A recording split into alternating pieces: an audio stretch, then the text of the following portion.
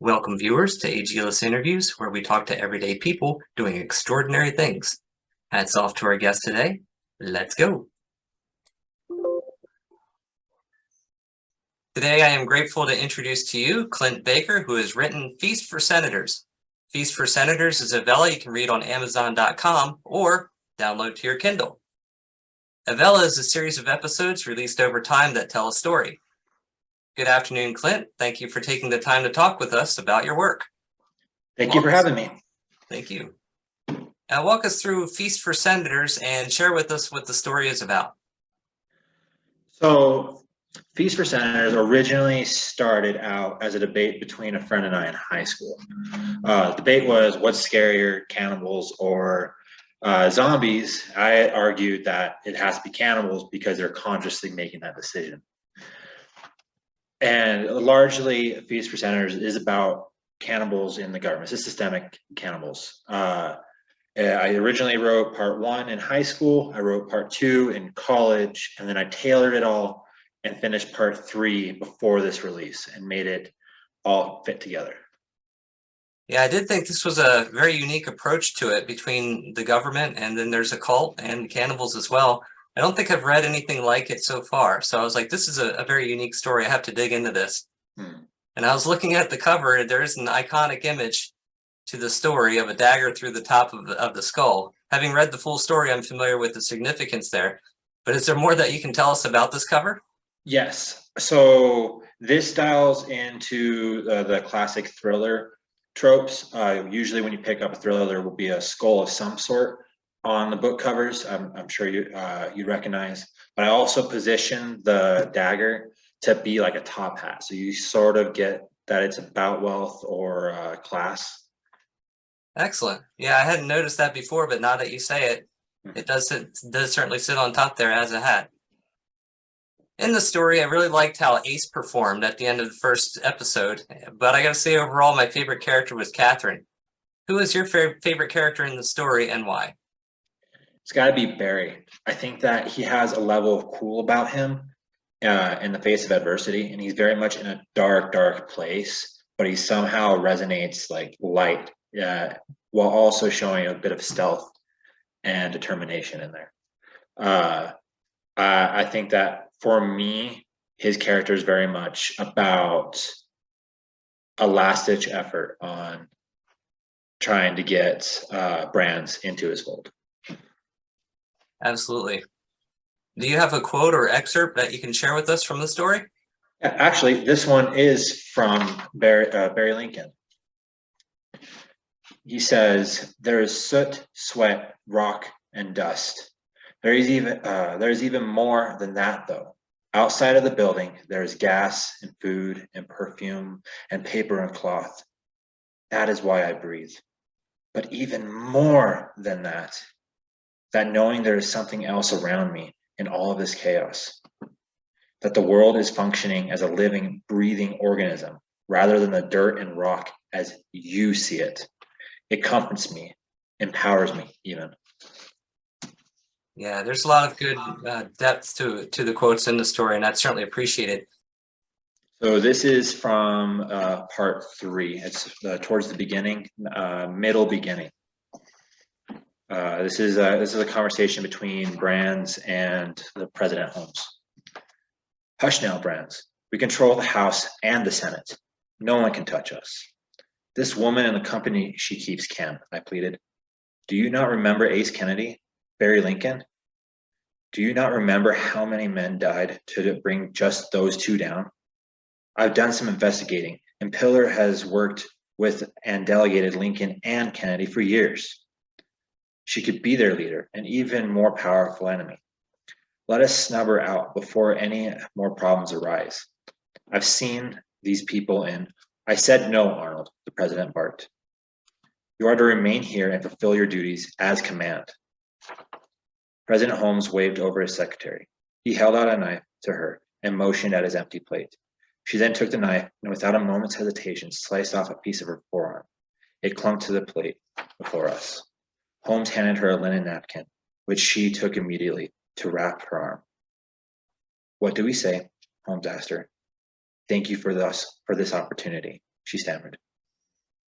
The rag was beginning to drip onto the floor. Exactly, said Holmes. He handed her the plate with her flesh on it. Now go ask the chef to cook this up for me. It's been ages since I've been allowed to partake in our traditions. She nodded and ran over to the room ran out of the room before she could make more of a mess. Holmes faced me once more. That woman will feed her way to the top with that kind of dedication, at least as far as I'll let her. Show me that sort of dedication. Dedication, loyalty, and sacrifice will help us grow. That is why I chose you. You show results where they are needed and can push agendas while the spotlight is on me. Do not chase dead cults. That won't help us progress. I turned away from President Holmes. Yes, sir. He marched out of his sparkling office, and that was the end of it, to his knowledge. Yeah, there's a great plot twist at the end of the first chapter and a great ending to this one as well. Both of those had some surprises there for the readers. So I don't want to give too much away, but the power certainly comes to a head. And it's well worth seeing what happens to those two in that dialogue. Mm-hmm. One more note before I forget. Sure. Feast for Senators is very much me playing with perspectives and foreshadowing. I try to tell right away not to trust Brans. And I know it's a giveaway, but it's been out for at least a month. I gave readers a chance. And I very much name people based off of who they are as a person or how they're going to end up and what their role is.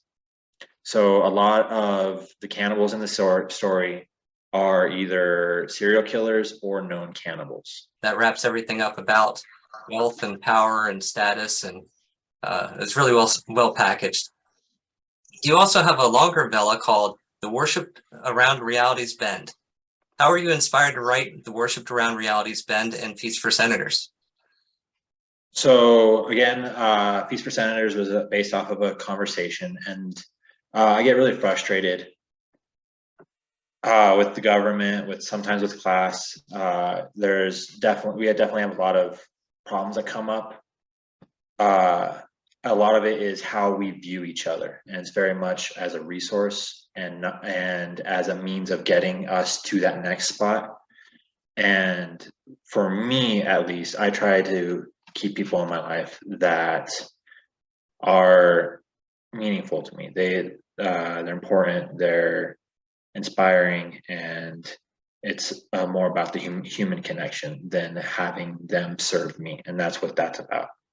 As far as the Worship Around Reality's Bend is, in a lot of religions and a lot of mythologies, there's this discussion on what is a false god and what is a false idol. And that's the core inspiration behind that. And how would a god form? How would they fit in the world, and how would they influence the world if it was just chaotic gods ruling the planet? I originally started out with a neutral party that is more set on survival and keeping a balance, and then seeing them watch all this unfold. Great. And you were talking about surrounding yourself with meaningful people. Who are your friends and family who have supported you in your writing projects? In a previous interview, I talked about Corey and Spencer and Andrew and Dana. They've been amazing. My dad and my aunt, while they don't really get the whole writing thing, they've also been incredibly supportive. I got to show them. I have an amazing girlfriend. She has just inspired me to be better. She cultivates my creativity, and she's also helps foster that in me. I have been raising my now 13-year-old sister for the last almost 7 years now. And for me, I feel like this would have been set back a lot farther had she not come into my life and had I not taken on that responsibility for her. And I've even been seeing her start writing herself, and she's been taking up poetry and she wants to tell stories. And I think that me having a positive impact on her life kind of pointing her in the right direction. Excellent. And what kind of hobbies do you have? I like to horse train. I like to work with my dog, rancher by trade. And those two things can go hand in hand. My dog is named Shoop. She's a mixture of border collies. And oh my lord, that dog is so smart. I call her our skinwalker dog because she gets kind of creepy sometimes. Like there's a level of sentience about this dog that's just a little off-putting. But when Right. you get her out and working with sheep and cows, it's interesting just watching her figure out what you're doing, what you're trying to do, and put herself perfectly where she needs to be. And I think that's part of the reason why I bring up animals so much in my series too, is having those just oddly strange and intelligent animals in your life. Definitely is able to allow me to put twists on things. So the question was favorite places I've traveled. Yes. Okay. So I love to travel. I've been to Belgium, I've been to Spain, France, Dominican Republic, Mexico. I mean, I have a big list that I want to go to. Each place has a place in my heart. I'd have to go with maybe Belgium. The architecture and culture that was there is just amazing and mind blowing. And just the hub of the city is something that definitely excited me. Awesome. So what is your current profession and what have you had for previous professions?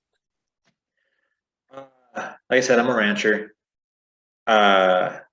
Sheep, cows, we do some farming as well, a lot of irrigation. I have worked in retail previously, which was just mind-numbing job, but I did my best at it. I was a manager there for a little bit. I've also worked for the local college here. There's a front desk guy doing secretary type work. And I've been known to take up a lot of odd jobs. I've been a snow shoveler. I've built fence. That's actually my favorite thing to do is build fence. It's one of those things that as you progress, you can like see what's happening. You know what I'm saying? Definitely. You can see that it's getting accomplished. So it's one of those weird things in my mind that works really well. And what projects are you currently working on? For writing, I have the Worshipped Around Reality's Bend. That's always going on. I try to upload every Sunday. I haven't uploaded these last 2 weeks because I'm trying to do a restructure. I realized that the way it's going, I'm at episode 54, and that's a lot of episodes to get through. So Yeah. episode 1 through 30 is book 1, and I'm thinking about taking the rest off and then making it into a new vella so that it's easier to read and have book 1, book 2, separate them, and this I'll be starting book 3 here soon. That's going to be taking place like more in our human history. So book 1's the Eastrians and the first gods. Book 2 is our known gods. So like you see Kronos, you see Ra, you see Set, things like that. And now it's getting into the history. I also have Mr. Candle's book that is either gonna be like Feast for Senators, where it's 3 free episodes, or it's gonna be a full length book. I'm shooting for 150 to 200 pages. If I get over my 15,000 word limit to make it 3 free episodes, then I'll turn it into that. It's just one of those things when you're writing, you just don't know how it's going to turn out. You know where it's going, but you need to fill it. Very nice. And I could tell from Feast for Senators, there was kind of a action, thriller, even horror. Even though there's not supernatural involvement, there's still that element of horror within it. For the Worship Around Reality's Bend, what kind of genre would you say that is, and what does that encompass? Experimental fiction is the way I would put it. It's also fantasy. I'm going to try to hit every region of the world eventually. The first things I tackled were the classics, so Egyptian, Norse, Greek, and I want to start getting into the little details, the lesser known ones. With this being a fictitious work, is there an interaction between mankind and gods, or is this just supposing or assuming that the gods exist? How does that work? So I'm glad you asked. I love craft. So Humanity very much influences how those gods form. As an example, I have hunter god, who can control the wind. It has the shape of head shape of an animal. He has a spear, obviously a hunting tool. He can control earthquakes. It very much so is like it's how people interact with their world. So the reason that would form is because as you're hunting and you need to get that core need addressed, you would want everything in your favor. And very much mythology, very much monsters, very much gods is trying to trying to explain your world, and two, trying to have a connection with it. Is this all making sense? Absolutely. So that's how humans, that is how humans influence their gods, is their world, how they view the world is how they shape that god. So being able to, again, with hunter god, being able to control the wind, if you're downwind from something, they probably won't smell you, or upwind from it, they'll be able to detect that's against you. Any other projects besides these two stories that you wanted to talk about? I'm having a blast writing Mr. Candle's book. Okay. I love world building. It's one of my passions. I've done some consulting with it. You can email me at clintbakerstories at gmail.com if you have any questions. I love playing with spaces, and that's very much what Mr. Candle's book takes place in, is because it takes place in a frozen landscape. It's post World War III story where the poles shifted and everything's won't stop snowing.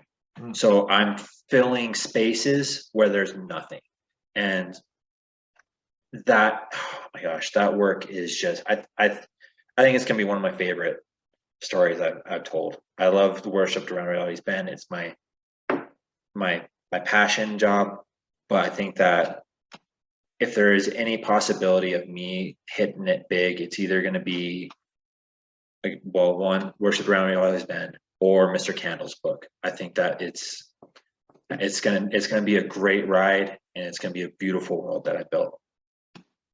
Excellent. Thank you, Clint, for taking your time and sharing your insight with us today. We hope you pick up Feast for Senators Vella on Amazon.com or Kindle to read for free. That's right, the whole story, Feast for Senators, is available at no cost. Afterwards, you can dig into the Worshipped Around Reality's Bend. Those first 3 episodes are free, and then it's just pennies thereafter. You can also support your favorite authors by clicking the follow button on their authors page. Leave ratings, leave a review, because reviews are like gold. There's a crown button to vote for your favorite weekly Vella. Give them a thumbs up, just as you can click the like button for this video and subscribe. Until next time, blessings be. Thank you.